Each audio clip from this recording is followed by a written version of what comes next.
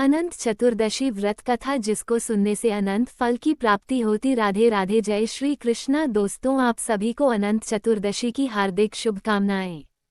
भाद्रपद मास के शुक्ल पक्ष की चतुर्दशी तिथि को मनाया जाने वाला अनंत चतुर्दशी पर्व अत्यंत ही पावन और पुण्यदायी है और ये दिन अनंत भगवान श्री विष्णु को समर्पित है। कहा जाता है कि जो मनुष्य इस दिन अनंत भगवान का व्रत करके पूजा करता है और कथा श्रवण करता है, उसके समस्त दुख संकट क्लेश दूर होकर जीवन में सुख शांति और समृद्धि का वास होता है। अनंत चतुर्दशी का व्रत प्राचीन काल से चला आ रहा है। इस दिन भगवान विष्णु के अनंत रूप की उपासना की जाती है। अनंत का अर्थ है जो कभी समाप्त न हो, जो अनादि और अविनाशी हो। यह व्रत जीवन में धन, वैभव, स्वास्थ्य, संतान सुख और सभी कार्यों में सफलता प्रदान करने वाला माना गया है। विशेषकर इस दिन अनंत सूत्र बांधने की परंपरा है। अनंत चतुर्दशी व्रत कथा। एक बार महाराज युधिष्ठिर ने राजसूय यज्ञ किया। उस समय यज्ञ मंडप का निर्माण सुंदर तो था ही, अद्भुत भी था। वो यज्ञ मंडप इतना मनोरम था कि जल व थल की भिन्नता प्रतीत ही नहीं होती थी। जल में स्थल तथा स्थल में जल की भांति प्रतीत होती थी। बहुत सावधानी करने पर भी बहुत से व्यक्ति उस अद्भुत मंडप में धोखा खा चुके थे। एक बार कहीं से टहलते टहलते दुर्योधन भी उस यज्ञ मंडप में आ गया और एक तालाब को स्थल समझ उसमें गिर गया। द्रौपदी ने ये देखकर अंधों की संतान अंधी कहकर उनका उपहास किया। इससे दुर्योधन चिढ़ गया। ये बात उसके हृदय में बाण समान लगी। उसके मन में द्वेष उत्पन्न हो गया और उसने पांडवों से बदला लेने की ठान ली। उसके मस्तिष्क में उस अपमान का बदला लेने के लिए विचार उपजने लगे। उसने बदला लेने के लिए पांडवों को द्यूत क्रीड़ा में हराकर उस अपमान का बदला लेने की सोची। उसने पांडवों को जुए में पराजित कर दिया। पराजित होने पर प्रतिज्ञानुसार पांडवों को 12 वर्ष के लिए वनवास भोगना पड़ा। वन में रहते हुए पांडव अनेक कष्ट सहते रहे। एक दिन भगवान कृष्ण जब मिलने आए, तब युधिष्ठिर ने उनसे अपना दुख कहा और दुख दूर करने का उपाय पूछा। तब श्री कृष्ण ने कहा, हे युधिष्ठिर, तुम विधिपूर्वक अनंत भगवान का व्रत करो, इससे तुम्हारा सारा संकट दूर हो जाएगा और तुम्हारा खोया राज्य पुनः प्राप्त हो जाएगा। इस संदर्भ में श्री कृष्ण ने उन्हें एक कथा सुनाई। प्राचीन काल में सुमंत नाम का एक नेक तपस्वी ब्राह्मण था। उसकी पत्नी का नाम दीक्षा था। उसकी एक परम सुंदरी धर्मप्रायण तथा ज्योतिर्मयी कन्या थी, जिसका नाम सुशीला था। सुशीला जब बड़ी हुई तो उसकी माता दीक्षा की मृत्यु हो गई। पत्नी के मरने के बाद सुमंत ने कर्क्षा नामक स्त्री से दूसरा विवाह कर लिया। सुशीला का विवाह ब्राह्मण सुमंत ने कौंडिन्य ऋषि के साथ कर दिया। विदाई में कुछ देने की बात पर कर्क्षा ने दामाद को कुछ ईंटें और पत्थरों के टुकड़े बांधकर दे दिए। कौंडिन्य ऋषि दुखी हो अपनी पत्नी को लेकर अपने आश्रम की ओर चल दिए, परंतु रास्ते में ही रात हो गई। वे नदी तट पर संध्या करने लगे। सुशीला ने देखा वहां पर बहुत सी स्त्रियां सुंदर वस्त्र धारण कर किसी देवता की पूजा कर रही थीं। सुशीला के पूछने पर उन्होंने विधिपूर्वक अनंत व्रत की महत्ता बताई।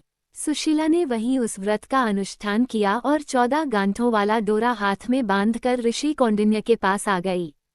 कौंडिन्य ने सुशीला से डोरे के बारे में पूछा तो उसने सारी बात बता दी। उन्होंने डोरे को तोड़कर अग्नि में डाल दिया। इससे भगवान अनंत जी का अपमान हुआ। परिणामतः ऋषि कौंडिन्य दुखी रहने लगे। उनकी सारी संपत्ति नष्ट हो गई। इस दरिद्रता का उन्होंने अपनी पत्नी से कारण पूछा तो सुशीला ने अनंत भगवान का डोरा जलाने की बात कही। पश्चाताप करते हुए ऋषि कौंडिन्य अनंत डोरे की प्राप्ति के लिए वन में चले गए। वन में कई दिनों तक भटकते भटकते निराश होकर एक दिन भूमि पर गिर पड़े। तब अनंत भगवान प्रकट होकर बोले, हे कौंडिन्य, तुमने मेरा तिरस्कार किया था, उसी से तुम्हें इतना कष्ट भोगना पड़ा। तुम दुखी हुए, अब तुमने पश्चाताप किया है। मैं तुमसे प्रसन्न हूँ। अब तुम घर जाकर विधिपूर्वक अनंत व्रत करो। 14 वर्ष पर्यंत व्रत करने से तुम्हारा दुख दूर हो जाएगा। तुम धन धान्य से संपन्न हो जाओगे। कौंडिन्य ने वैसा ही किया और उन्हें सारे क्लेशों से मुक्ति मिल गई। श्री कृष्ण की आज्ञा से युधिष्ठिर ने भी अनंत भगवान का व्रत किया, जिसके प्रभाव से पांडव महाभारत के युद्ध में विजयी हुए तथा चिरकाल तक राज्य करते रहे। इस व्रत के करने से सब पापों से मुक्त हो जाते हैं, इसमें संदेह नहीं। जो कथा कहते हुए को सुनते हैं और पढ़ते हैं, वे सब पापों से छूटकर भगवान के पद को पहुंच जाते हैं। जो शुद्ध बुद्धि वाले मनुष्य संसार रूपी गहन अंधकार में सुखपूर्वक विचरना चाहते हो, वे तीनों लोकों के अधिपति अनंत देव की पूजा कर कथा पढ़ते हैं, वे सब पापों से छूटकर परम पद को पाते हैं। जो शुद्ध बुद्धि वाले मनुष्य संसार रूपी गहन अंधकार में सुखपूर्वक विचरना चाहते हो, वे तीनों लोकों के अधिपति अनंत देव की पूजा कर दाएं हाथ में अनंत का डोरा बांधते हैं। कथा समाप्त हुई। सभी प्रेम से बोलिए अनंत भगवान की जय। अनंत चतुर्दशी व्रत की जय। अनंत चतुर्दशी की विशेषता क्या है? यह व्रत भगवान विष्णु के अनंत स्वरूप की आराधना के लिए किया जाता है। मान्यता है कि विष्णु के अनंत रूप की उपासना करने से जीवन के सभी संकट दूर हो जाते हैं। इस दिन श्रद्धालु अनंत सूत्र 14 गांठों वाला धागा को दाहिने हाथ में पुरुष और बाएं हाथ में महिलाएं बांधते हैं। ये सूत्र जीवन में समृद्धि, सुरक्षा और सुख शांति का प्रतीक माना जाता है। व्रत रखने से परिवार में सुख शांति और वैवाहिक जीवन में सामंजस्य बढ़ता है। इस दिन व्रत और पूजा करने से मनुष्य को सौभाग्य, धन समृद्धि और संतानों की उन्नति का आशीर्वाद मिलता है। अनंत चतुर्दशी का खास महत्व इसलिए भी है क्योंकि इसी दिन गणेश विसर्जन होता है, जो भक्तों की भावनाओं और आस्था का रूप माना जाता है। पौराणिक मान्यता के अनुसार इस व्रत से न केवल सांसारिक लाभ मिलते हैं, बल्कि यह व्रत मोक्ष की प्राप्ति में भी सहायक माना गया है। आइए जानते हैं कि अनंत चतुर्थी का व्रत कैसे किया जाता है। व्रत व पूजन विधि। अनंत चतुर्दशी पूजन विधि। अनंत चतुर्दशी के दिन सूर्योदय से पूर्व उठकर स्नान आदि से निवृत्त हो जाएं। पूजा प्रारंभ करने से पहले पूजा स्थल को अच्छे से साफ करना चाहिए। अब लकड़ी का तख्ता लें और उसे पीले कपड़े से ढक दें और कपड़े पर रोली से 14 तिलक छोटी खड़ी पट्टियां बगाएं। 14 मालपुआ, 14 पूरी और खीर लेकर प्रत्येक निशान पर रखें। दूध के सागर क्षीर सागर का प्रतीक पंचामृत तैयार करें और इसे भगवान विष्णु को अर्पित करें।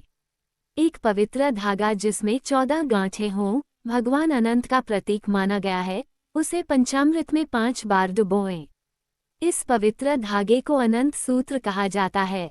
व्रत का संकल्प लें और जनेऊ को हल्दी कुमकुम से रंगें। अब अनंत सूत्र को बांह पुरुषों की दाहिनी बांह और महिलाओं की बाईं बांह पर बांधें। इस धागे को 14 दिन तक रखें और फिर हटा दें। अनंत चतुर्दशी का व्रत कैसे करें? इस दिन भक्त पूजा करने के बाद व्रत कथा पढ़ते या सुनते हैं और अपने बांह में अनंत सूत्र पीला धागा बांधते हैं, जिसमें 14 गांठें होती हैं। मान्यता है कि इस दिन भगवान विष्णु की पूजा अर्चना करने व व्रत रखने से भक्त की मनोकामनाएं पूर्ण होती हैं।